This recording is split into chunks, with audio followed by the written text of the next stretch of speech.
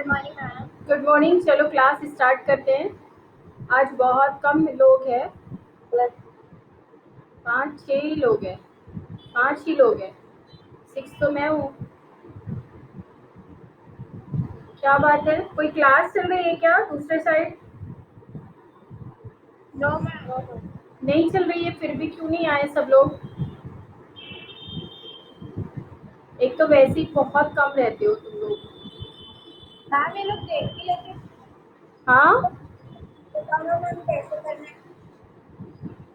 Ma'am कैसे करना है करके शायद पता नहीं होगा, इसलिए मैम बहुत लोग देख लेते बट वो लोग नहीं करते ज्वाइन। हाँ वो तो है।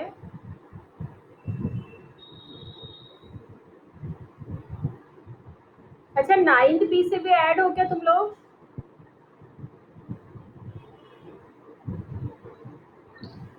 क्या मैम? 9th बी में भी ऐड हो गया तुम लोग? हाँ, नो मैम। नो नहीं, मैम। नहीं ना। नो तो मैम। मतलब साइंस तो सिर्फ मैं पढ़ा रही हूँ उतना ही पढ़ रहे हो ना? Yes ma'am. तो फिर लड़कियां ज्वाइन क्यों नहीं करती है?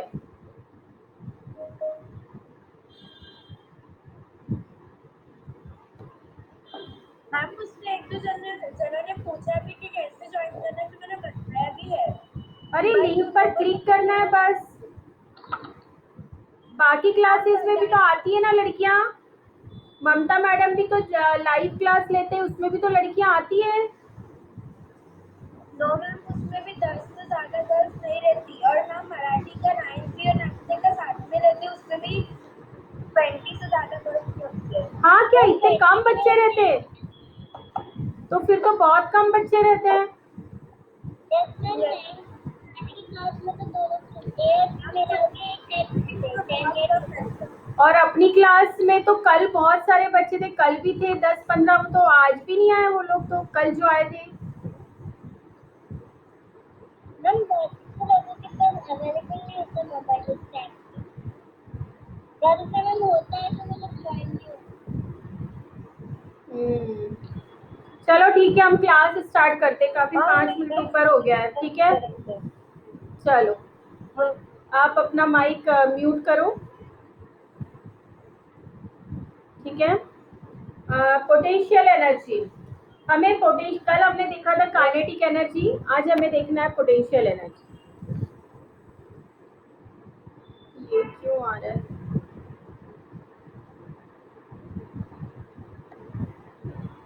हाँ, चलो, पोटेंशियल एनर्जी, काइनेटिक एनर्जी देख लिए, उसका एक्सप्रेशन देख लिए। वीडियो मैंने दोनों अपलोड कर दिया है और लिंक भेज दूंगी आज मैं क्लास में तुम्हारे, ठीक है। और नहीं तो डायरेक्ट आप जाकर के भी देख सकते हो। फिजिक्स विजन करके मेरा चैनल है, उस चैनल पे 9th क्लास का साइंस 1 ढूंढोगे तो वहाँ मिल जाएगा।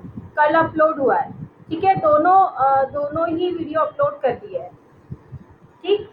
और नहीं तो मैं लिंक अभी भेज दूंगी, ये क्लास के बाद भेजती हूँ, ठीक है, दोनों की। अभी हम आगे देखते हैं पोटेंशियल एनर्जी।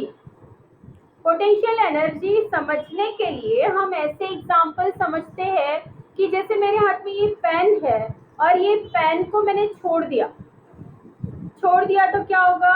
ये धीरे धीरे जाएगा नीचे, जमीन पर गिर जाएगा, ठीक है। जैसे मेरे हाथ में कोई भी चीज है, उसको मैंने छोड़ दिया है तो वो अपने आप गिरेगी नीचे, ठीक है। फिर मैंने एक बॉल है मेरे हाथ में, बॉल को मैंने फेंक दिया, कैसे भी फेंक दिया, थोड़ा ऊपर उठा के फेंका, थोड़ा नीचे फेंका, तो होगा क्या? वो बॉल भी क्या होगा? यदि मैंने ऊपर फेंका तो थोड़ा ऊपर जाकर के फिर गिरेगा। लेकिन कोई भी ऑब्जेक्ट जिसको मैं अपने हाथों से रिलीज कर रही हूँ, छोड़ रही हूँ, वो कुछ ना कुछ हाइट से नीचे गिर रहा है, जा रहा है, कहीं और जा रहा है, ठीक है। यदि मैं कॉटन को छोड़ूंगी तो थोड़ा हवा में घूमेगा, फिर जाकर नीचे गिरेगा।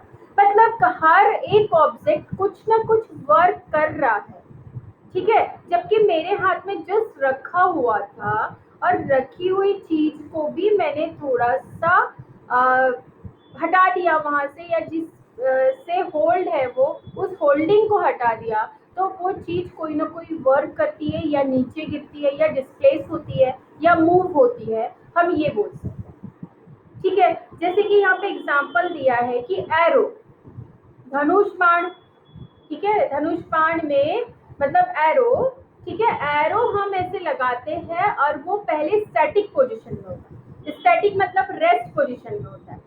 जैसे ही हमने थोड़ा सा हाथ को छोड़ा तो वो एरो बहुत दूर जाकर के गिरता है, ठीक है। तो देखो स्टार्टिंग में तो वो रेस्ट पोजीशन में था, स्टार्टिंग में वो रेस्ट पोजीशन में था, उसको हमने रिलीज किया और रिलीज करने के बाद वो बहुत दूर जाकर के गिरा, ठीक है।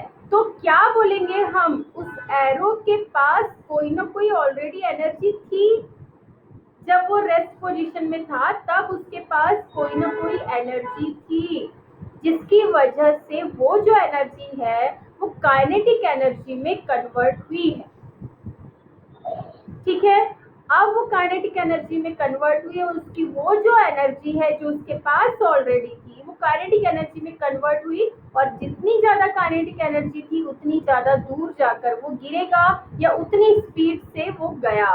हम ये बोल सकते हैं बुलेट से जब हम गन से जब हम बुलेट फायर करते हैं तब भी वही कंडीशन रहती है, पहले वो रेस्ट पोजीशन में है, फिर जब उसे फायर किया तो वो कितनी ज्यादा काइनेटिक एनर्जी गेन कर लेती है। तो काइनेटिक एनर्जी गेन कहाँ से करती है, क्योंकि वो जिस पोजीशन में थी उस पोजीशन में उसके पास कुछ एनर्जी थी ना, तभी तो वो एनर्जी कन्वर्ट हुई काइनेटिक एनर्जी, ठीक है। तो ये जो एग्जांपल है, जैसे कोई स्प्रिंग है, मैंने इस स्प्रिंग को ऐसे प्रेस करके रखा, ठीक है। ये अपने पेन का स्प्रिंग आता है इतना छोटा, पहले जो ऐसे टच टच करने वाले पेन आते थे उसमें सामने स्प्रिंग लगा रहता था, ठीक है। वो स्प्रिंग यदि पकड़ो और उसको ऐसे दबाओ और छोड़ो तो बहुत जोर से उचकता है, कहीं दूर जाकर गिरता है। अभी मेरे पास यदि इतना बड़ा स्प्रिंग है, उसको मैंने ऐसे प्रेस किया और बिल्कुल छोड़ दिया, तो क्या होगा, वो बहुत जोर से उचकेगा, कहीं दूर जाकर गिरेगा, कहीं और गिरेगा, लेकिन फैल जाएगा और कहीं और जाएगा, ठीक है। अब उस समय मैंने क्या किया, कुछ भी नहीं किया, वो रेस्ट पोजीशन में था, उसको मैंने प्रेस करके रखा, और वो प्रेस करने पर उसके पास जो एनर्जी थी, उसके पास जो एनर्जी थी वो छोड़ने पर वो एनर्जी काइनेटिक एनर्जी में कन्वर्ट हो गई। तो ये सभी एग्जाम्पल में ऑलरेडी जिनके पास उस सिचुएशन के कारण जो एनर्जी है, जैसे आप बैठे हो अभी मोबाइल के सामने बैठे हो, ठीक है, आप बैठे हो तो इसका मतलब ये तो नहीं कि आपके पास कोई एनर्जी नहीं है। यदि आपको कोई उठाता है, आपकी मम्मी आवाज देती है कि इधर आओ करके, तो आप झट से उठ करके जाओगे, तो आप जाओगे तो आपके पास ऑलरेडी एनर्जी है। जब आप बैठे हुए हो तब आपके पास कोई एनर्जी है, वो एनर्जी है करके ही आप उठ के जा पाओ। और यदि आप बैठे और आपके पास बिल्कुल एनर्जी नहीं है, कुछ एनर्जी नहीं है, बिल्कुल जीरो एनर्जी है, तो आप उठ के भी जा पाओगे क्या, नहीं जा पाओगे। समझ में आया। तो आप बैठे हो, कोई चीज रखी है, कोई चीज कहीं है, जैसे ये एक और एग्जांपल ले लेते हैं, अभी बहुत बाढ़ आ रही है तो हम एक ये लाइव एग्जांपल ये ले लेते हैं कि जो डैम होते हैं, डैम में बहुत सारा वाटर होता है, ठीक है। और वो वाटर मतलब डैम मतलब बहुत बड़ा टैंक है, टैंक में वाटर रखा हुआ है, ठीक है। तो वो वाटर रखा हुआ है, वहीं की वहीं वो घूम रहा है या रेस्ट पोजीशन में है या कुछ उसमें कुछ भी मूवमेंट नहीं हो रही है, तो भी उसके पास कुछ एनर्जी है वो वाटर के पास। ये हमें कैसा पता चलेगा कि उसके पास कुछ एनर्जी है, तो जैसे वो गेट खोलते हैं डैम के, जैसे ही डैम के गेट खुलते हैं तो वो जो वाटर है इतनी ज्यादा स्पीड से निकलता है, एकदम ज्यादा स्पीड से निकलता है और बहता है। इतना स्पीड रहता है कि गांव के गांव बह जाते, बहुत बड़ी बड़ी चीजें बह जाती, इतनी ज्यादा उसमें एनर्जी होती है। तो वो एनर्जी आई कहाँ से, तो वो जब स्टैटिक पोजीशन में था, रेस्ट पोजीशन में था, तब भी उसके पास वो एनर्जी थी। तो ये जो एनर्जी है जो उसकी पोजीशन के कारण है, वाटर की टैंक में उसकी पोजीशन के कारण जो एनर्जी है, हम बैठे हमारे पास जो एनर्जी है, एक पेन मेरे हाथ में, इस पेन में जो एनर्जी है, जैसे मैंने एक एग्जांपल दिया इसका स्प्रिंग का, स्प्रिंग को यदि मैंने प्रेस किया या स्प्रिंग के पास जो एनर्जी है, तो इस तरह से कोई भी ऑब्जेक्ट की, कोई भी बॉडी की उसकी सिचुएशन के कारण, उसके पोजीशन के कारण जो एनर्जी उसके पास होती है उस एनर्जी को हम पोटेंशियल एनर्जी बोलते हैं। ठीक है, मतलब कोई भी सिचुएशन हो सकती है, कैसी भी पोजीशन हो, उसके कारण जो उसके पास एनर्जी होगी उस एनर्जी को हम बोलते हैं पोटेंशियल एनर्जी। ठीक है, यहाँ लिखा है the energy stored in an object because of its specific state. जो भी स्टेट में है वो, उस स्टेट में उसके पास जो एनर्जी स्टोर्ड है उस स्टोर्ड एनर्जी को, या वो पोजीशन में उसके पास जो एनर्जी है या स्टोर्ड एनर्जी है, उस पोजीशन में स्टोर्ड एनर्जी है उसके पास, उस एनर्जी को हम बोलेंगे पोटेंशियल एनर्जी। अब मैंने मेरे हाथ में ऐसा एक स्टोन लिया और उसको मैंने रिलीज किया, इसको हम ऐसे एक्सप्रेशन यहाँ देते हैं। ये एक स्टोन है या चौक ले लो और इसको मैं एच हाइट से यहाँ से छोड़ रही हूँ। ठीक है, यहाँ पर इनिशियल वेलोसिटी इसकी 0 है और यहाँ पर वेलोसिटी v है। एच हाइट को वो गेन कर रहा है या एच हाइट से वो नीचे गिर रहा है। ठीक है, अब इस स्टोन का मास मैंने लेती हूँ m, तो जब ये नीचे डाउनवर्ड वर्क करेगा तो इसका मास या वेट हो जाएगा mg, जिसको हम कहते हैं फोर्स इज इक्वल टू क्या हो जाएगा mg। तो वर्क कितना हुआ, इस स्टोन पर वर्क कितना हुआ, ऊपर से नीचे गिरा तो इस पर वर्क कितना हुआ, फोर्स इनटू डिस्प्लेसमेंट। फोर्स कितना है इसका, जितना इसका वेट है वो फोर्स, एज कितनी इसने डिस्टेंस तय किया वो उसका डिस्प्लेसमेंट, तो ये हो गया एच। तो ये जो वर्क डन है, ऑलरेडी यदि स्टोन मेरे हाथ में रखा हुआ है तो उस समय जो एनर्जी है, तो वो एनर्जी हमें कैसे मिलेगी, जब हम उसको छोड़ेंगे और वो कितना काम कर रहा है, हमारे छोड़ने के बाद वो कितना काम कर रहा है, कितना उस पर वर्क हो रहा है, ये चेक करेंगे। वो जितना वर्क करेगा उतनी ही उसके पास स्टोर्ड एनर्जी थी। आपके पास जितनी एनर्जी है उतना ही आप वर्क कर पाओगे। नेट कनेक्शन गया भव्या, अरे अभी कैसे लूं क्लास।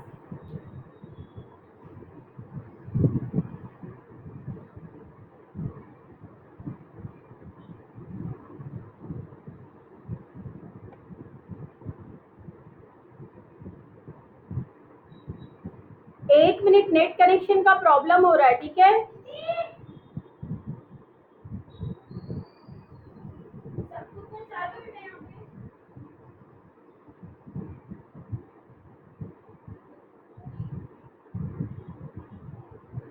तो क्या नहीं है नेट कनेक्शन।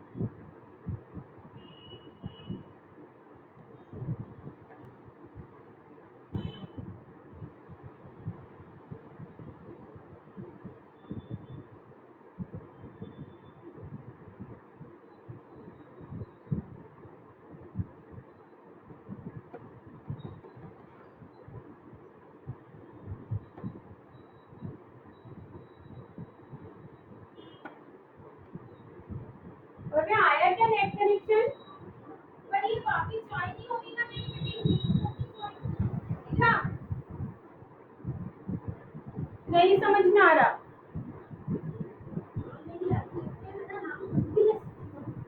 ये क्या है? रिजॉल्व किया तो नहीं जा रहा है।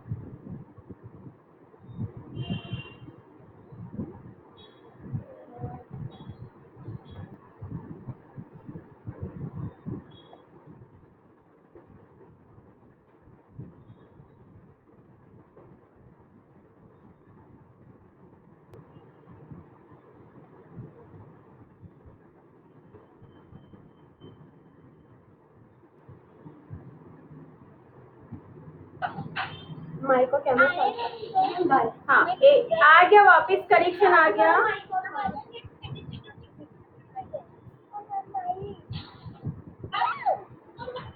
हेलो, आ जाओ वापिस, वापिस आ जाओ, चलो क्लास शुरू हो गई है वापिस।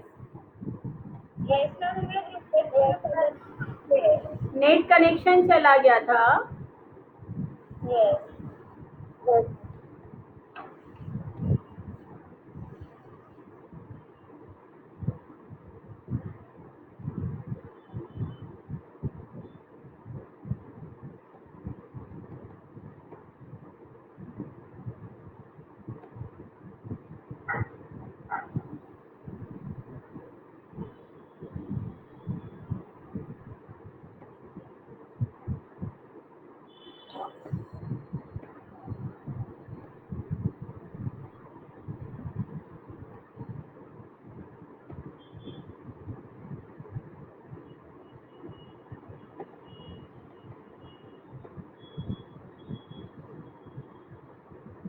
चलो हम कहाँ पर थे?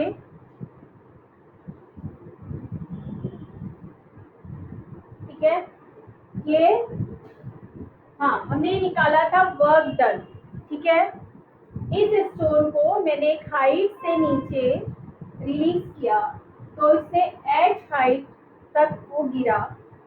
यहाँ पर उसकी फाइनल वेलोसिटी v और इनिशियल वेलोसिटी कंसीडर करेंगे 0। ठीक है, तो उसका डिस्प्लेसमेंट हो गया h। तो वर्क डन क्या होता है? w is equal to F into S. F क्या रहेगा? उसका weight, mass into acceleration due to gravity mg आ गया इंटू एस। एस कितनी की? हाइट। तो वर्क डन कितना हुआ? mgh। और ये जो वर्क डन हुआ, जो उसके पास एनर्जी थी, जितनी एनर्जी थी उतना ही वो वर्क कर पाया। ठीक है, तो इसी वर्क डन को हम बोलेंगे potential energy is equal to this work done.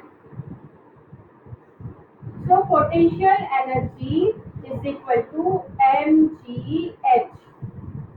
आई बात समझ में? तो पोटेंशियल एनर्जी का जो डेरिवेशन है वो इस तरह से हम फाइंड करते हैं। ठीक, अब इसके बाद एक एग्जाम्पल दिया हुआ है। एग्जाम्पल दिया हुआ है 500 kg।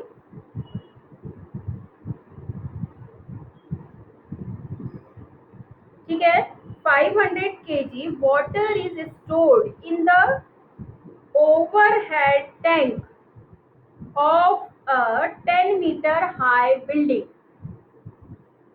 Calculate the amount of potential energy stored in the water. ठीक है, हमने देखो एग्जांपल लिया था कि टैंक में जो यदि वाटर फुल है तो उसमें एनर्जी होती है, और वही एनर्जी का देखो एक एग्जांपल दे दिया है। तो ये कह रहा है कि 500 ग्राम वाटर स्टोर्ड है, मतलब मास कितना हो गया वाटर का? 500 किलोग्राम।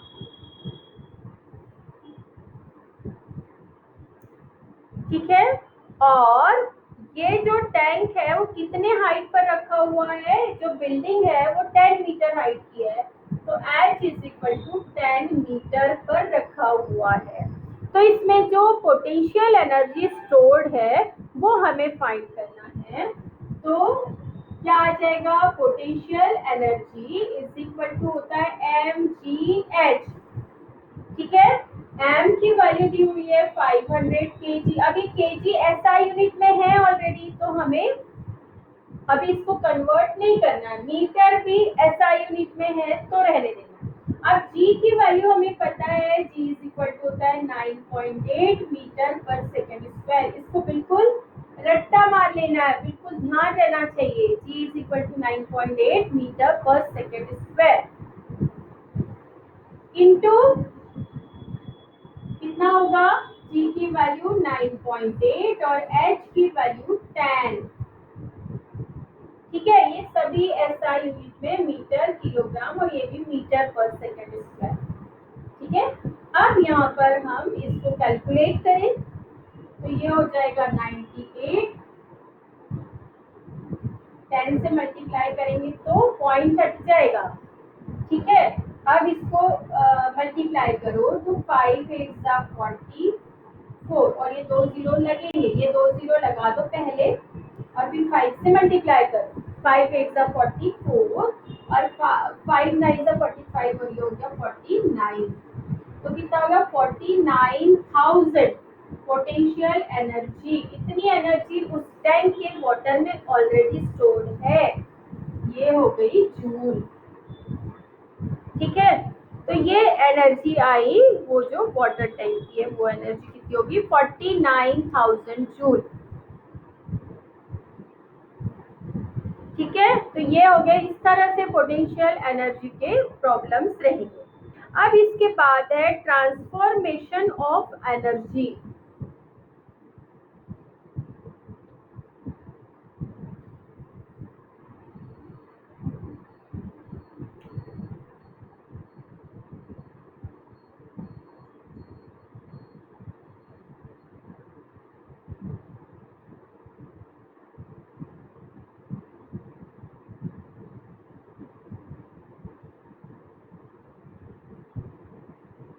ट्रांसफॉर्मेशन ऑफ एनर्जी, तो ट्रांसफॉर्मेशन मतलब एक एनर्जी से दूसरे एनर्जी में ट्रांसफर करना।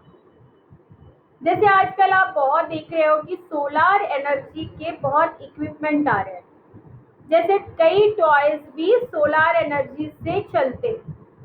लेकिन सिर्फ डायरेक्ट सोलार एनर्जी से चलते हैं क्या? नहीं, पहले वो सोलार एनर्जी कन्वर्ट होती है इलेक्ट्रिक एनर्जी में और फिर वो इलेक्ट्रिक एनर्जी कन्वर्ट होती है मैकेनिकल एनर्जी में। अभी किसी टॉय के चक्के को चलाना है, किसी टॉय को चलाना है मतलब उसके चक्के चलते हैं और वो आगे बढ़ता है, तो कभी कभी वो सेल से भी चलता है। ऑलरेडी जो सेल रहते हैं केमिकल वाले, केमिकल सेल, ठीक है, जो हमारे रेडियो, टॉय, घड़ी वगैरह में लगते हैं, वो वाले सेल। तो उसमें क्या होती है केमिकल एनर्जी। वो केमिकल एनर्जी पहले कन्वर्ट होती है इलेक्ट्रिक एनर्जी में, फिर वो इलेक्ट्रिक एनर्जी कन्वर्ट होती है मैकेनिकल एनर्जी में, तब जाकर वो चलता है। जहां पे भी वर्क डन हो रहा है मतलब वो मैकेनिकल एनर्जी है। ठीक है, तो हर एनर्जी को मैकेनिकल एनर्जी में कन्वर्ट कर सकते हैं, केमिकल एनर्जी को, इलेक्ट्रिक एनर्जी को। फिर मैकेनिकल एनर्जी में दोनों चीज आ जाती है, पोटेंशियल और काइनेटिक। ठीक है, तो मैकेनिकल एनर्जी को, केमिकल एनर्जी को, सोलार एनर्जी को, ठीक है, फिर हीट एनर्जी में भी कन्वर्ट कर सकते हैं। सोलार एनर्जी को हीट एनर्जी में कन्वर्ट करके ही खाना बनता है। ठीक है, जिसमें सोलार कुकर आप देखते हो। फिर और क्या होता है, heat energy, steam energy, heat energy मतलब जो थर्मल पावर प्लांट है। ठीक है, थर्मल पावर प्लांट में क्या होता है, कोयले से हीट प्रोड्यूस की जाती है, उसके बाद उसको इलेक्ट्रिक एनर्जी में कन्वर्ट किया जाता है। समझ में आया? तो इस तरह से सारी ही एनर्जी कन्वर्ट की जा सकती है एक दूसरे फॉर्म में। तो आपके यहाँ पर देखो, आपके बुक में ध्यान दो, बीच में लिखा है इलेक्ट्रिकल एनर्जी, क्योंकि मैक्सिमम चीजें हमारी इलेक्ट्रिक एनर्जी से चलती है। तो कोई भी एनर्जी को हम पहले इलेक्ट्रिक एनर्जी में कन्वर्ट करेंगे और उसके बाद उसका मैकेनिकल वर्क किया जाता है। समझ में आया? उसके बाद मैकेनिकल वर्क होगा। तो इलेक्ट्रिक एनर्जी को सबसे पहले दिया हुआ है मैकेनिकल एनर्जी में, तो मैकेनिकल एनर्जी को भी इलेक्ट्रिक एनर्जी में कन्वर्ट किया जा सकता है और इलेक्ट्रिक एनर्जी को भी मैकेनिकल एनर्जी में। तो जब मैकेनिकल एनर्जी को इलेक्ट्रिक एनर्जी में कन्वर्ट किया जाता है तो वो होता है जनरेटर। आपने देखा होगा जब लाइट गोल हो जाती है, बड़े बड़े फंक्शन रहते हैं, तब वहां पर बहुत ज्यादा आवाज आती है, तो हम बोलते हैं जनरेटर शुरू होगा।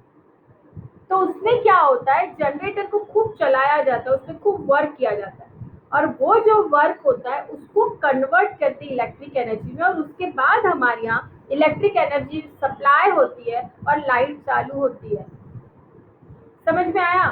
और इलेक्ट्रिक एनर्जी से जनरेटर कैसे, मैकेनिकल एनर्जी में कैसे कन्वर्ट होता है, कोई भी ले लो, मिक्सी है, कुछ है, जो भी चीजें चलती है, ठीक है, फैन चल रहा है, तो ये सब चीजें इलेक्ट्रिक एनर्जी से मैकेनिकल में कन्वर्ट होती है। आ रही बात समझिए? सेकेंड एग्जाम्पल है लाइट एनर्जी। लाइट एनर्जी मतलब सोलार एनर्जी ही है, ठीक है। तो यहाँ पे सोलार एनर्जी भी आप लिख सकते हो। तो आपने देखा सोलार सेल बनते हैं आजकल, सोलार सेल से लाइट जल रही है, अभी ये स्ट्रीट लाइट भी सोलार सेल से चलती है। तो क्या होता है, दिन में जो सूरज की रोशनी है उसको कलेक्ट किया जाता है, वो सोलार एनर्जी को कलेक्ट किया जाता है, फिर उसको इलेक्ट्रिक एनर्जी में कन्वर्ट किया जाता है, और फिर वो लाइट वगैरह जो भी होम अप्लायंसेज है, लाइट है या कोई भी चीज चलाना है, उस हिसाब से चलते हैं। आजकल बहुत बड़े बड़े सोलार पैनल लग रहे हैं, गाँव में लग रहे हैं, लोगों की छत पर लगे हुए रहते हैं। वो इसीलिए कि पहले वो सोलार एनर्जी दिन भर सूरज तपता है, सूरज की जो रोशनी बहुत ज्यादा आती है दिन में, वो पूरी कलेक्ट होती है, और वो ही कलेक्ट होकर वो ही एनर्जी इलेक्ट्रिक एनर्जी में कन्वर्ट की जाती है, ठीक है, कन्वर्ट की जाती है, और उसके बाद उसको इलेक्ट्रिक एनर्जी में कन्वर्ट किया जाता है, ठीक है। फिर इसके बाद है, और फिर लाइट एनर्जी को इलेक्ट्रिक एनर्जी में कैसे कन्वर्ट किया जाता है, ये तो देख लिया। इलेक्ट्रिक एनर्जी को लाइट एनर्जी में कैसे कन्वर्ट करते हैं, अपने लैंप है, लाइट है, बल्ब है, ये सब जल रहे हैं, वो क्या हो रहा है, इलेक्ट्रिक एनर्जी से लाइट एनर्जी कन्वर्ट हो रही है, लाइट एनर्जी बन रही है। थर्ड एग्जाम्पल है केमिकल एनर्जी। तो मैंने आपको सेल का एग्जाम्पल दिया, जो सेल आते हैं उसके अंदर केमिकल होता है, आपने कभी सेल फोड़ के देखा होगा तो उसके अंदर काला काला मटेरियल रहता है और एक रॉड निकलती है। नहीं देखा होगा तो जो बड़ा वाला सेल आता है कभी फोड़ के देखना, उसको तोड़ना, ठीक है। आजू बाजू एक टीन का लेयर रहता है, अंदर कुछ काला काला सा मटेरियल रहता है और एक लंबी रॉड रहती है। रॉड एक इलेक्ट्रोड का काम करती है, और जो कनेक्शन जो बाकी केमिकल मटेरियल होता है वो, और वो जो ऊपर लेयर लगी रहती है टीन जैसे की, वो भी काम करता है, ठीक है। तो वो जो केमिकल सोल्यूशन या ड्राई केमिकल जो उसमें उसके अंदर रहता है, वो एनर्जी प्रोड्यूस करता है, ठीक है, उसको इलेक्ट्रिक एनर्जी में कन्वर्ट किया जाता है। तो केमिकल एनर्जी को इलेक्ट्रिक एनर्जी में कन्वर्ट करता है। समझ में आया? फिर इलेक्ट्रिक एनर्जी से साउंड एनर्जी, तो आपको पता है कि जब हम ये टीवी वगैरह चला रहे हैं, आवाज आ रही है, वो सब हो रही है, तो क्या है, इलेक्ट्रिक एनर्जी साउंड एनर्जी में कन्वर्ट हो रही है। अब साउंड एनर्जी को जब हम इलेक्ट्रिक एनर्जी में कन्वर्ट करते हैं तो उसके लिए हमको यूज करना पड़ता है माइक्रोफोन, जिससे कि हम साउंड पल्स को इलेक्ट्रिक पल्स में कन्वर्ट करते हैं और फिर उस इलेक्ट्रिक पल्स का यूज करते हैं, ठीक है। जो फोन है, जो वेव्स वगैरह जा रही है, वो इसी पे बेस्ड होती है। जो अभी अपने फोन वगैरह चालू रहते हैं, टीवी सिग्नल वगैरह, ये सब बातें उसी से चलेगी, ठीक है।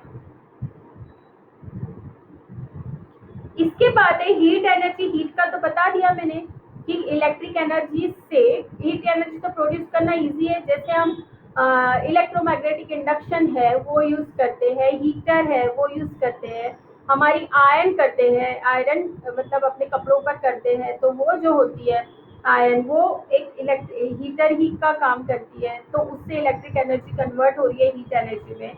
और हीट एनर्जी को कन्वर्ट करते हैं हम इलेक्ट्रिक एनर्जी में, तो थर्मल पावर प्लांट जिसका एग्जांपल मैंने दिया, तो इस तरह से हीट एनर्जी इलेक्ट्रिक एनर्जी में कन्वर्ट होती है, ठीक है। तो ये जो पूरा आपके पास डायग्राम है उसको आप अच्छे से बनाना, उसको समझना, और उसका एग्जाम्पल भी आप ध्यान रखना कि किस तरह से कौन सी एनर्जी किस में कन्वर्ट हो रही है, और ये सब हमारे आसपास होते रहता है। बस थोड़ा सा ध्यान देने की बात है कि हम ध्यान दें कि हाँ ऐसा हो रहा है, ठीक है। तो ये था ट्रांसफॉर्मेशन ऑफ एनर्जी। अब है law of conservation of energy. तो law of conservation of energy का क्या मीनिंग है? कंजर्वेशन मतलब क्या होता है? कंजर्वेशन मतलब होता है कांस्टेंट।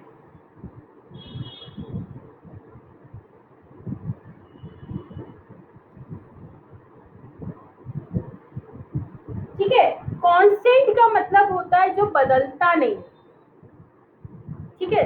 तो law of conservation of energy का मतलब है पूरे यूनिवर्स में, पूरे यूनिवर्स में जितनी एनर्जी है वो कांस्टेंट है। आप बोलोगे कैसे? हम तो एनर्जी को क्रिएट भी कर रहे हैं, जनरेट भी कर रहे हैं, चेंज भी कर रहे हैं ऐसा, लेकिन आप जनरेट नहीं कर रहे हो एनर्जी।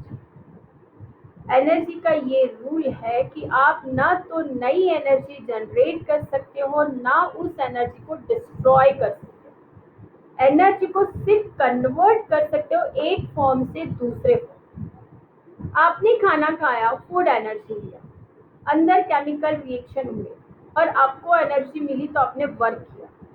क्या हुआ इसमें? जो फूड था, जो केमिकल एनर्जी थी, वो मैकेनिकल एनर्जी में कन्वर्ट हुई। जो आपने मैकेनिकल एनर्जी किसी पर किया तो वो और दूसरी एनर्जी में कन्वर्ट हुई। इस तरह से ये पूरा साइकिल चलते रहता है और हम एनर्जी को कन्वर्ट करते हैं, ना तो नई एनर्जी क्रिएट करते हैं और ना उसे हम डिस्ट्रॉय कर पाते हैं। कोई भी एनर्जी सिर्फ कन्वर्ट हो रही है दूसरे फॉर्म में। आ रही है बात समझ में? इसी को हम बोलते हैं law of conservation of energy. उसका मतलब क्या हुआ कि energy can neither be created not destroyed, ठीक है। Energy can neither be generated nor destroyed, ना तो हम जनरेट कर सकते हैं ना हम डिस्ट्रॉय कर सकते हैं, ठीक है। It can be converted from one form to another form. जो ऊपर आपका टेबल बना हुआ है, इसलिए इसकी स्टडी करना बहुत जरूरी है, क्योंकि हमको इससे ये रिजल्ट मिलता है, ये कंक्लूजन मिलता है कि हम कोई भी एनर्जी को कन्वर्ट कर सकते हैं, लेकिन हम ना तो डिस्ट्रॉय कर सकते ना जनरेट कर सकते, ठीक है। तो one form to into another form, thus the total amount of energy in universe, okay, in the universe remains constant, ठीक है। जैसे कि कई जूल, जैसे मैंने बोला 5 जूल टोटल एनर्जी, तो टोटल 5 जूल ही रहेगी, ठीक है। पूरे यूनिवर्स में उतनी ही एनर्जी रहेगी, ना तो वो डिस्ट्रॉय होगी ना चलेगी। समझ में आया?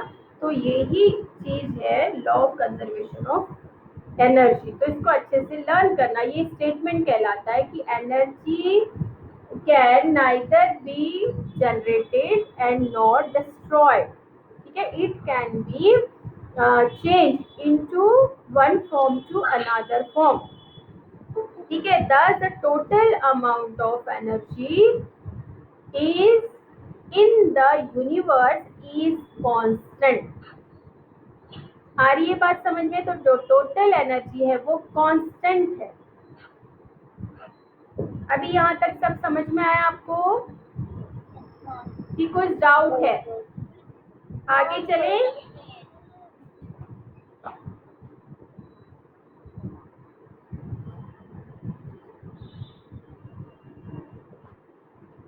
और इसको हम एक एग्जांपल से देखेंगे। अभी मैं एक एग्जांपल दूंगी आपको, फ्री फॉल। अगले पेज पे देखो, 26 पेज नंबर पर है, वहां पे लिखा है फ्री फॉल।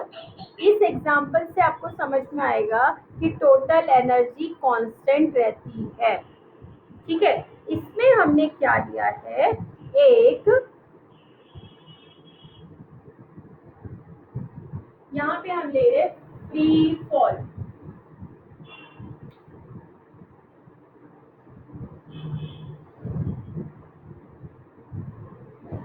एक ऐसा स्टोन, ठीक है, ये गिर रहा है, इसकी इनिशियल वेलोसिटी u 0, यहाँ कहीं एक पॉइंट ले लेते हैं बी बीच में, यहाँ पर टोटल एनर्जी निकालेंगे, यहाँ टोटल एनर्जी निकालेंगे, इस पोजीशन पे टोटल एनर्जी निकालेंगे।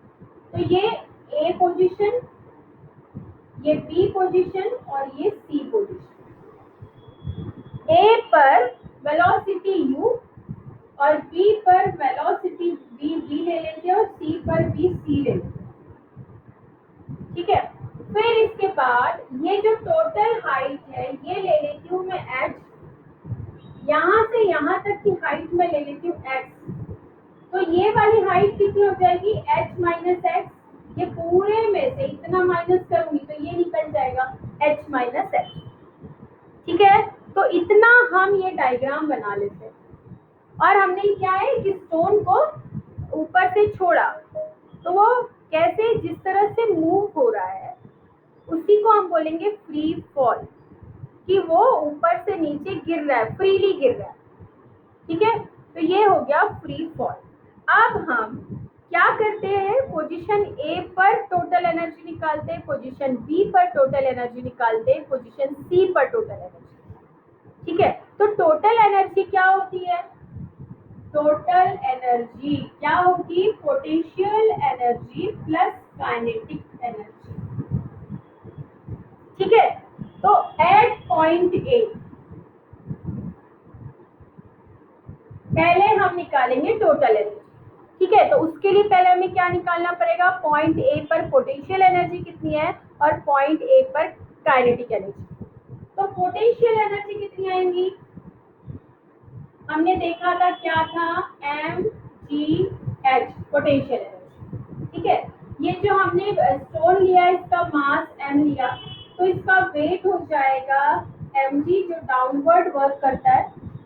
ठीक है, या एफ की वैल्यू एम जी, तो ये एम जी और एच इस पोजीशन में। ठीक है, यहाँ से यहाँ तक की हाइट कितनी है एच, तो ये पूरी हो गई एच, क्योंकि हमको यही हाइट लेनी पड़ती यहाँ से सरफेस से। ठीक है, पोटेंशियल एनर्जी का फॉर्मूला आपको याद है, एम इंटू जी इंटू एच।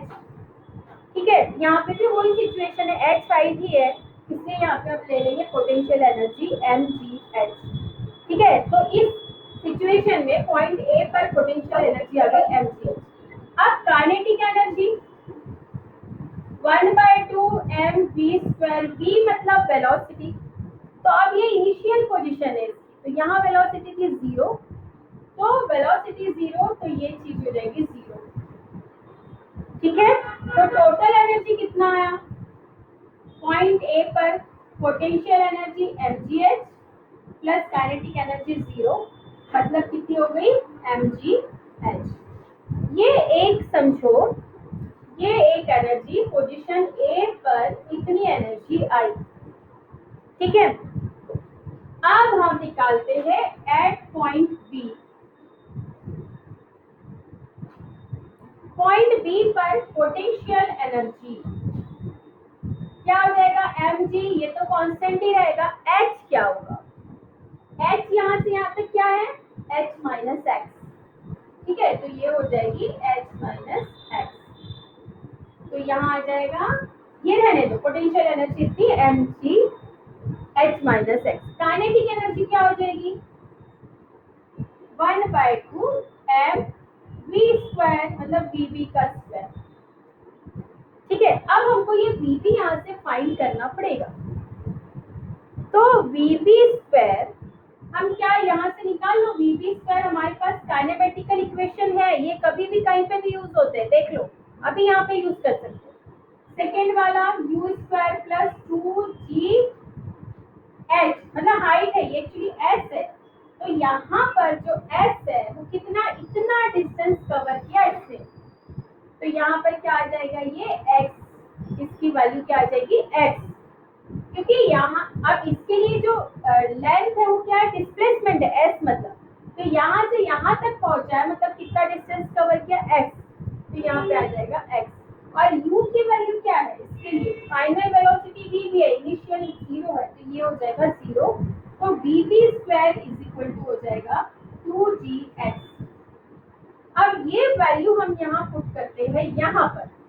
ठीक है, यहाँ पर ये वैल्यू पुट करते हैं तो क्या हो जाएगा, काइनेटिक एनर्जी 1/2 m vv² की जगह पुट करते हैं ये, सॉरी x, 2gx, तो 2 से 2 कैंसिल, मतलब काइनेटिक एनर्जी हमको कितनी मिली, पॉइंट बी पर कितनी मिलेगी mgh एक्स। ये हो गई काइनेटिक एनर्जी पॉइंट बी पर। ठीक है, अब यहां पर मैं कहीं लिख देती हूँ। तो एट पॉइंट बी पर टोटल एनर्जी क्या हो जाएगी? पोटेंशियल एनर्जी ये एम जी मल्टीप्लाई कर देती हूँ अंदर H minus M G X, ये हो गई potential energy plus kinetic energy. Plus kinetic energy कितनी है? M G X. तो कितना, ये से ये कैंसिल, माइनस प्लस है, प्लस माइनस तो दोनों जीरो हो जाएंगे। तो कितना बचेगा? M G H. मतलब देखो पॉइंट ए पर भी टोटल एनर्जी कितनी आई थी आपकी? M G H. और पॉइंट बी पर भी टोटल एनर्जी कितनी आई? M G H. अब हमको पॉइंट सी पर लेकर आना है। ठीक है, पॉइंट सी पर मेरे को टोटल एनर्जी निकालने के लिए ये थोड़ा सा डिलीट करना पड़ेगा। आप चाहे तो स्क्रीनशॉट ले लो और मैं डिलीट कर रही हूँ। 1 मिनट का टाइम दे रही हूँ।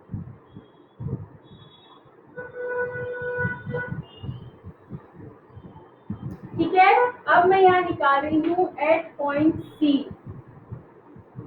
पर निकालूंगी तो पोटेंशियल एनर्जी कितनी हो जाएगी? सी पर, पॉइंट सी पर पोटेंशियल एनर्जी क्या होगी? एच कितना है यहाँ पे? 0। यहाँ से यहाँ एच काउंट करते हैं, यहाँ आकर एच कितना हो गया? 0। तो पोटेंशियल एनर्जी हो गई M G into H is equal to 0 C पर। Kinetic energy 1/2 M V C square, यहाँ पर सी लेते हैं वी सी, तो वी सी स्क्वायर। अब वी सी स्क्वायर पर हम क्या लेंगे? वैल्यू निकालेंगे वी सी की। तो V C square is equal to U square plus 2g S, जो भी लिया है उन्होंने हाइट। ठीक है, तो अब यहाँ से यहाँ तक ले रहे हैं, तो V C square initial velocity 0 plus 2g S, यहाँ से यहाँ तक कितना मूव हुआ? वो स्टोन कितना चला? h, तो ये हो गया h। तो वी सी स्क्वायर की वैल्यू है 2g h।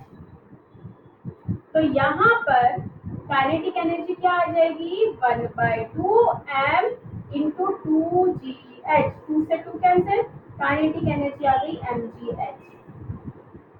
वापिस पुट करो यहाँ पे टोटल एनर्जी की जगह, तो पोटेंशियल एनर्जी हो गई 0 और प्लस काइनेटिक एनर्जी आ गई एम जी एच। मतलब टोटल एनर्जी कितनी आ गई? M G H. तो पॉइंट सी पर भी जो टोटल एनर्जी है वो आ गई एम जी एच। आई बात समझ में? तो देखो हर पॉइंट पर kinetic energy, potential energy different हो सकती कोई भी मोशन में, लेकिन जब टोटल एनर्जी आप निकालोगे तो हर पोजीशन में टोटल एनर्जी आएगी सेम। आप चाहे लीनियर मोशन में भी निकाल लो, उसमें भी ऐसा ही होगा कि टोटल एनर्जी कैसे आएगी? सेम आएगी। तो ये लॉ ऑफ जो एनर्जी का जो एक ये है law of conservation of energy, वो जो लॉ है वो इस एग्जांपल से, जो फ्री फॉल का एग्जांपल है, इससे प्रूव होता है।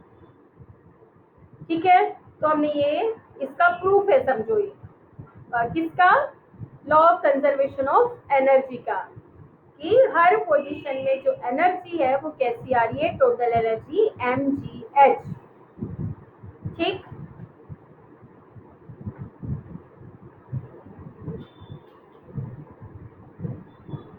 तो ये था law of conservation of energy, और उसके लिए ये एग्जांपल, और ये एग्जांपल के थ्रू हमने देखा किस पोजीशन में काइनेटिक एनर्जी क्या होती है, पोटेंशियल एनर्जी क्या होती है, हर पोजीशन में हमने निकाला, और टोटल एनर्जी हर पोजीशन में कैसी रही? सेम ही आई। और सेम का मतलब होता है कांस्टेंट, वो ही आना मतलब कांस्टेंट। ठीक है, तो अब हम आज यहाँ क्लास खत्म करते हैं, और नेक्स्ट टाइम बाकी जो बचा हुआ पोर्शन है वो कर लेंगे और एक्सरसाइज करेंगे। ठीक है, आज का सब समझ में आ गया? है। हाँ, तो नोट्स प्रिपेयर करना। मैं अभी आपकी क्लास में ही लिंक भेजती हूँ पिछले दोनों वीडियो, ठीक है? हाँ, अभी ये क्लास के बाद बस भेज रही हूँ। चलो बाय बाय। बाय।